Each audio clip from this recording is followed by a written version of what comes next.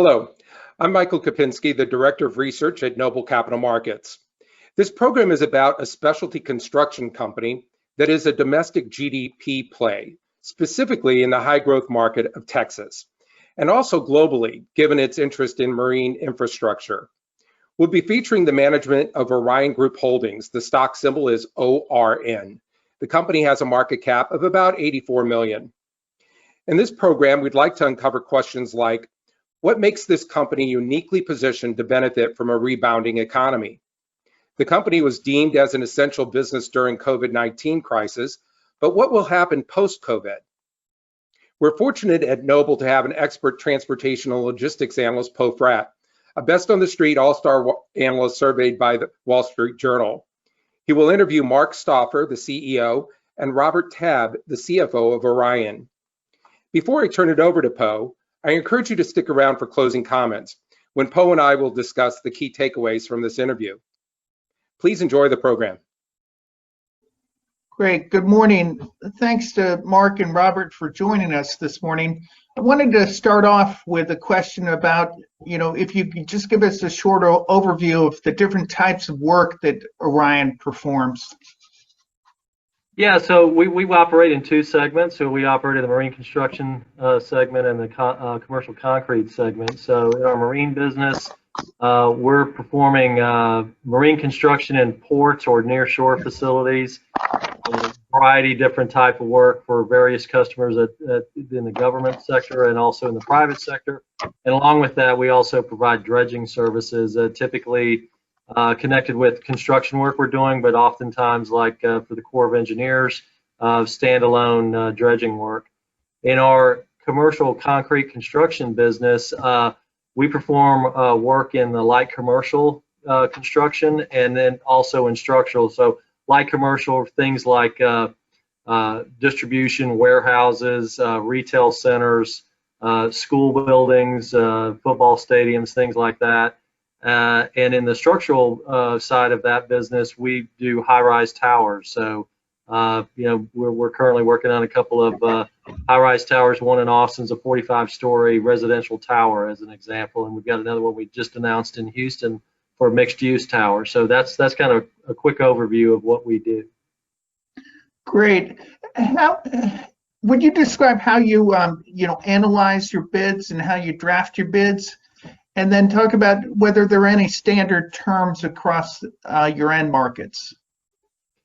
So we in both segments, we kind of operate very similar in that we pull in all of the bid opportunities from the various resources. So in the government sector, that's always obviously from the public resources and it's public information. So we glean all that information out of there.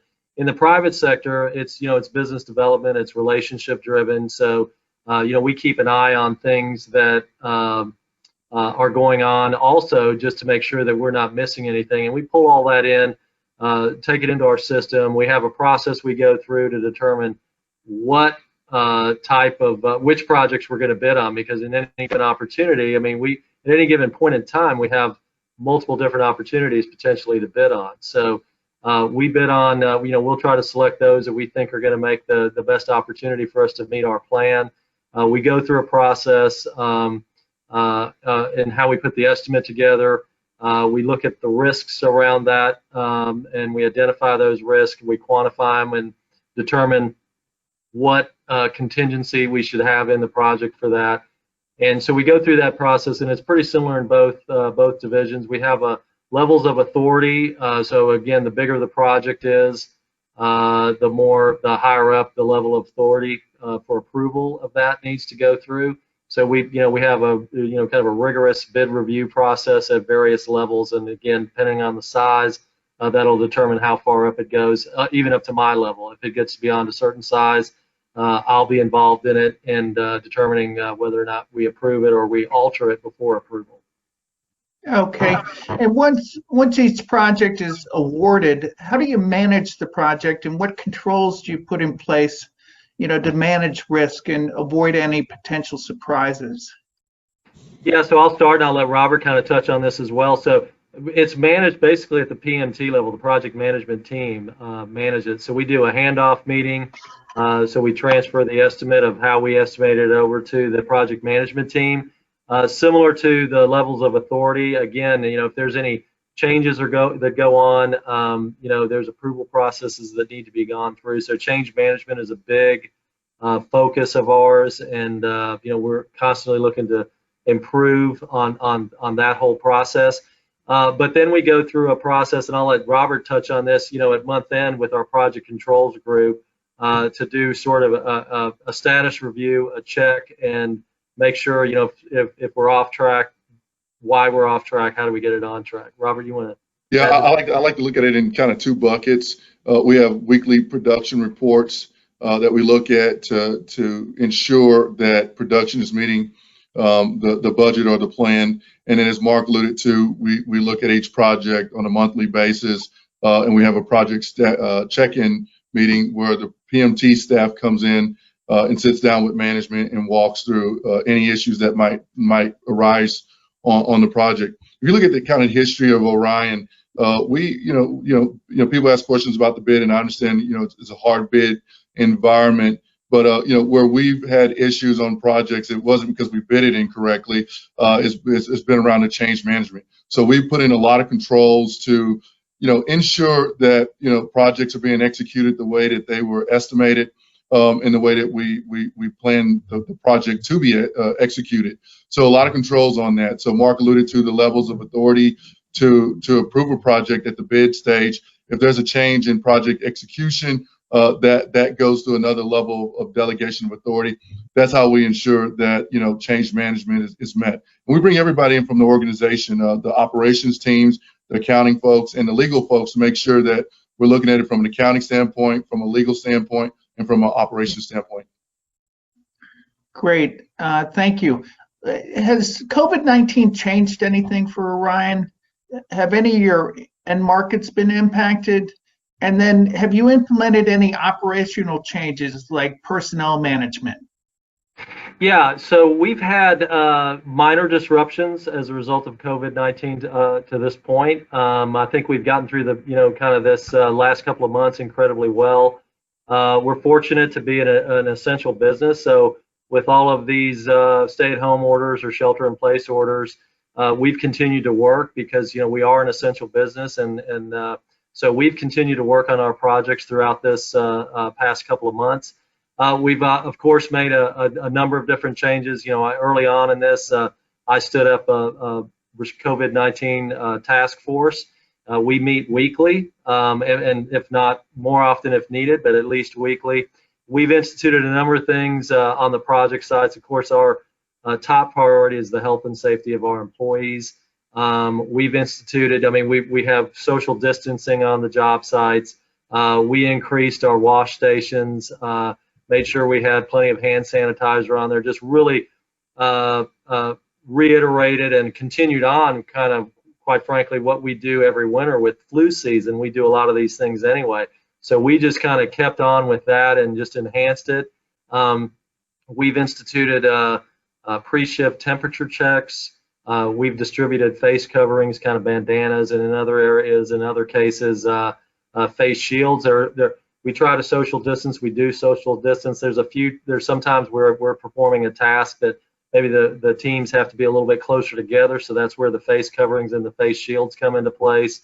And we communicate. We've been communicating regularly with our team and having our team out there communicating and just reiterating all these practices. So I think we've done a phenomenal job. I give all the credit to our team, our safety team, our leadership teams, and then quite frankly, the men and women out in the field every day doing the work have done just a phenomenal job on this. So we've had a little minor disruptions. As far as our end markets and our bid opportunities, we do continue to have work to bid on. We're continuing to bid on work and win work. Clearly, though, we're fortunate that we have a diverse set of end markets and things that drive our business. So most things are still going on, and we're still seeing bid opportunities. There are some areas where we've seen delays or project opportunities we think will slide to the right, and it's really around things that you've probably seen in the news that have been impacted. On the concrete side, with gym closures and theater closures, those types of projects, again, kind of taking a pause in this. But other areas, data centers, some of the high-rise projects we've been pursuing have continued on.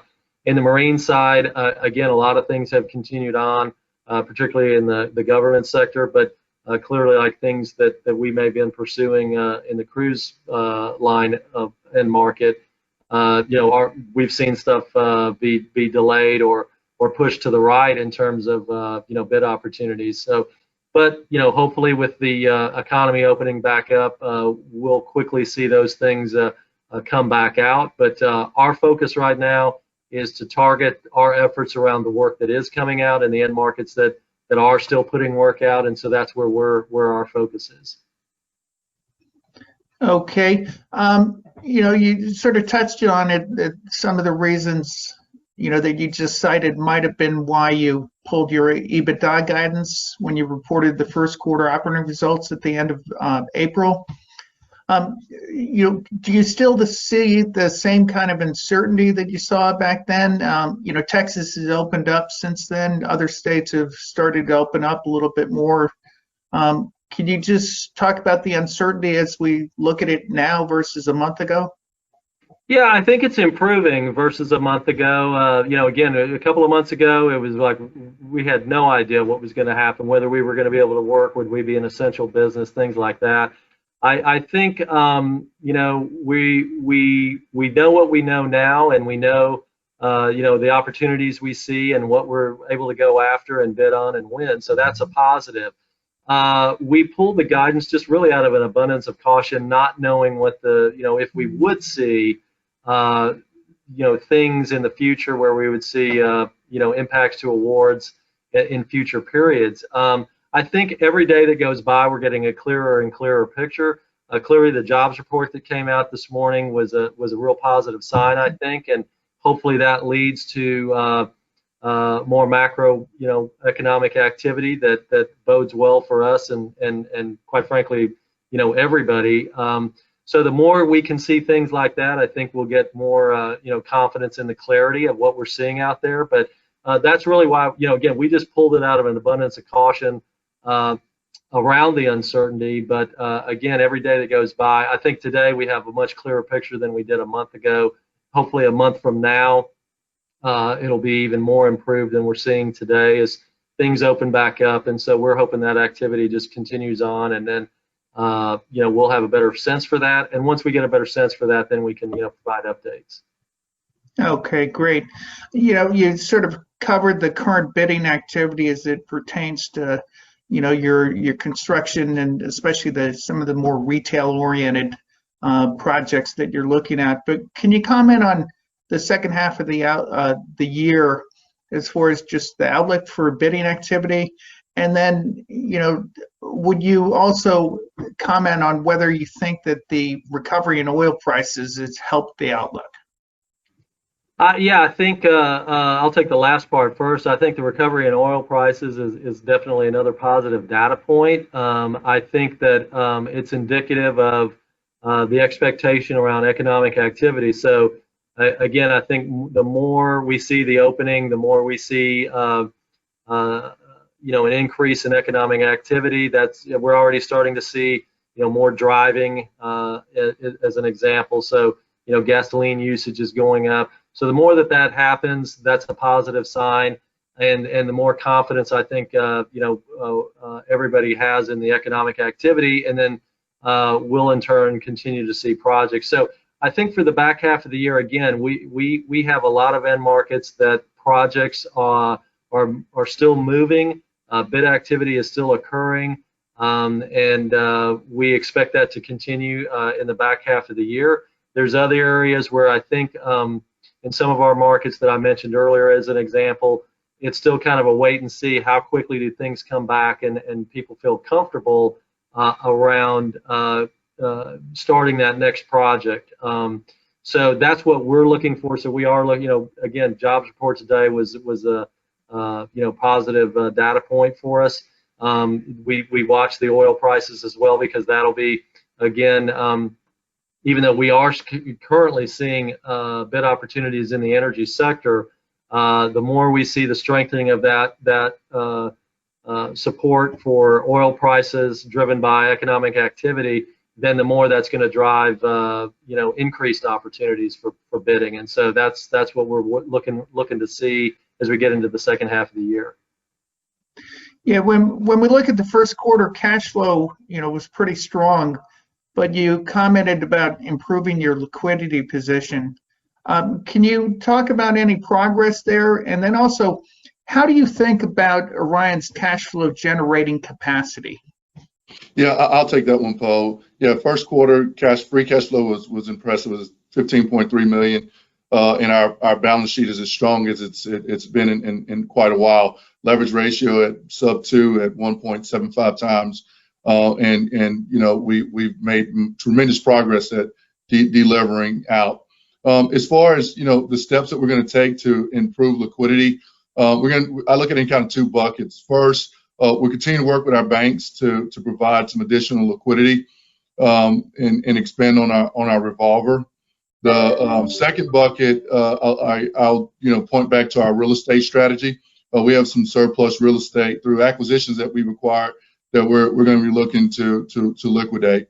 COVID-19 is obviously created some uncertainty. So around real estate sales and things like that, the timing is not perfect at this point. But we hope to be able to liquidate a few of these properties within the next 6 to 24 months. Okay, great. More positioning from a position of strength as opposed to weakness, correct? Yeah, absolutely. We finished last year, with improving EBITDA, and the free cash flow hadn't really, flowed through. We've seen that liquidate out, so cash is built. So we ended the quarter Q1 with about 13 million on the balance sheet, and as we continue in, through Q2, we continue to see those trends flow through. Great. When you look at Orion, and when you look at the company as a whole, what do you think the greatest competitive strengths are? And then looking forward, where do you see the best opportunities? Well, our best competitive strength, our key competitive strength is our people, quite frankly. Our people are the biggest thing that differentiates us from our competitors, and just our ability to use our resources. We self-perform work. We do most of the work that we do in both segments in-house with our own people and equipment. So the more work that we can do ourselves, the more we can control the critical path on our projects, and the more efficient we can be, and that gives us a leg up in bidding. Also, just our interaction with our clients. A lot of work we do is in the private sector, particularly in the concrete business. We're virtually always working if not in the private sector, even in the education space, we're working for general contractors in that business. And then, of course, in the marine business, up to half or more sometimes of our business is in the private sector. So that really gives us an opportunity to work with our customers, help them solve their problems, and really provide solutions. And then have our people be able to execute those solutions that we've helped them craft. So that's really the big differentiator for us. And then at the end of the day, we deliver a quality product year in, year out, job in, job out. We deliver a quality product to our customers. They know that. We have repeat business in all of our, and again, I'm speaking mostly to the private sector in this case. Even though we do that in the government space as well, we want to have that same good relationship, deliver that good product to all of our customers, in whether it's government or private. But in the private sector, repeat customers are kind of a key thing. We know we're going to take care of them. They know that as well. So we're going to be invited back to bid on that next project and that next project, and that's our real key strength, is our people and the ability to deliver all that I just mentioned. You talked about opportunities. Yes. Can you talk about your biggest challenge going forward? Is it regulation? Is it capital, meaning, either capital availability for yourselves or for your customers, or something else? Well, I think it's kind of two sides of the same coin. So I think our greatest opportunity is just the markets we're in. We're in very good markets in both businesses. Growing opportunities. We see good long-term drivers. In the marine business around energy, around recreational, facilities, cruise lines, and the like, marinas, port expansions. So all those things that are out there are a great opportunity for us. Likewise, in concrete, driven by population growth, we're set up in great markets in that business. We're in Texas, the Texas market, and that's driven by population growth. And so we think the long-term drivers are really positive for us. So great opportunity for us to continue to have opportunities to bid on and execute on. The flip side of that is on the greatest challenge. I think it really goes to the macroeconomic outlook that we have. So the more positive that is, it drives all the things that I just talked about and creates those opportunities for us. If we see that get a little shaky at a macro level, that impacts the markets in the way I just talked about. Are people moving? Are people expanding? Is commerce moving and happening and driving activity through ports and the usage of energy and people taking advantage of recreational things, or population growing in and businesses moving into Texas that requires expansion of retail facilities or high-rise facilities or educational facilities. So it's really kind of one and the same. Both are that's our great opportunity. That's also the challenge that as we look ahead, we're hopeful that we continue to have the positive economic drivers that we've seen the last couple of years, and hopefully with the recovery of people opening back up, we see the recovery out of this COVID happen quickly, and we kind of get back to where we were, and so we can keep moving on. Great. Really want to appreciate Mark Stauffer and Robert Tabb for joining us this afternoon, and we look forward to seeing how the emergence from COVID-19 and the second half evolves. Thank you so much. Thank you, Poe. Thank you, Poe. Poe, thanks for bringing the Orion management to us. You asked a couple of questions about the bidding and execution process at this company. How is that process and execution different? Is there something unique about them that you wanted to point out? I think what's unique, Mike, is just over the past 18 months since they implemented a restructuring program, it's gotten a lot tighter and a lot better. They had a lot of offices and a lot of different management teams that were reorganized, and so that the information flows a lot faster and a lot much more in a better way to effectively manage their projects. So the timelines are shorter so that they can essentially troubleshoot and control problems sooner than they were able to in the past. Gotcha. And you asked questions about liquidity. Are you concerned about their liquidity? I'm not. I just wanted to highlight that they are talking about improving their liquidity on an elective basis. This isn't something that's been mandated by their banks. They're looking at, essentially everything that they do, they're trying to do better. And that includes some, as they mentioned, non-core real estate assets that were part of previous acquisitions. They're pretty much looking at every part and process of the business, including the asset side, and making sure that everything is run more efficiently and more effectively. You also mentioned that guidance was pulled in the first quarter. How likely do you think it will be reinstated? I think as we've seen over the last month, especially with Texas reopening, and as long as there isn't any setback as far as the infection rate, if things continue to improve as we anticipate over the next several months, and the second half of the year looks better, and bidding activity remains, albeit with the exception of the cruise industry, if bidding activity continues to hold up, I think it's very likely that they'll reinstate their EBITDA guidance for 2020, around when the second quarter's reported, either at the end of July or early August. Great. Well, Poe, thanks for bringing Orion to us. And for our viewers, we encourage you to take a look at channelchek.com, CHANNELCHEK.